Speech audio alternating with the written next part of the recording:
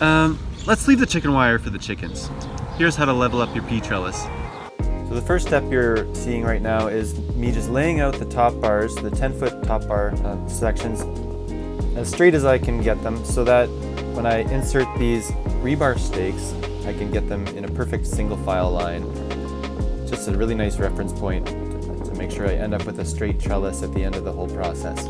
The next step here is just sliding over a large fender washer. And that fender washer serves as the base for these conduit pieces that I'm sliding over the rebar right now. It makes sure that all of those conduit pieces don't slide deeper and deeper into the soil throughout the season. There's not too much weight with this shorter trellis system for the shelling peas, but still wanted to make sure that we keep our trellis at a constant height.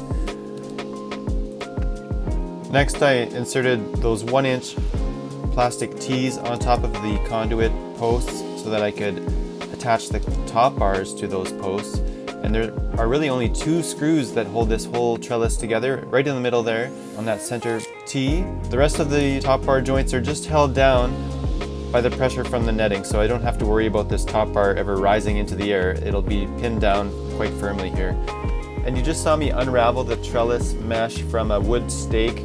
That is the #1 storage method for this stuff. If you try to fold it or stuff it into a sack, it's just going to become a tangled mess, so please never do that. You'll thank yourself in the future. Just roll it up in a single path and it'll unravel cleanly for you. To keep the mesh nice and snug, I pin it down along both sides of the trellis just with my regular landscape fabric staples. And at the end, sometimes I'll pull out a tomato clip and tighten up some loose portions just to give the trellis some extra tension. Now that our work's done, let's just take a moment to admire the joints here, the cleanness of this setup.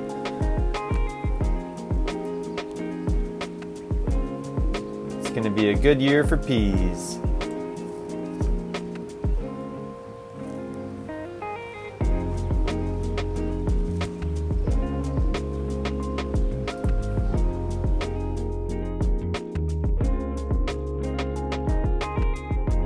This is the same 6-inch polypropylene netting that we use on our 5-foot trellis.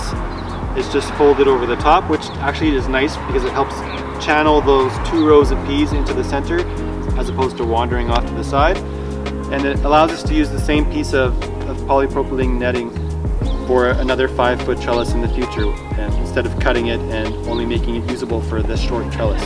The more we can standardize our pieces of equipment without altering them permanently, the better, so that we can keep things interchangeable in our systems.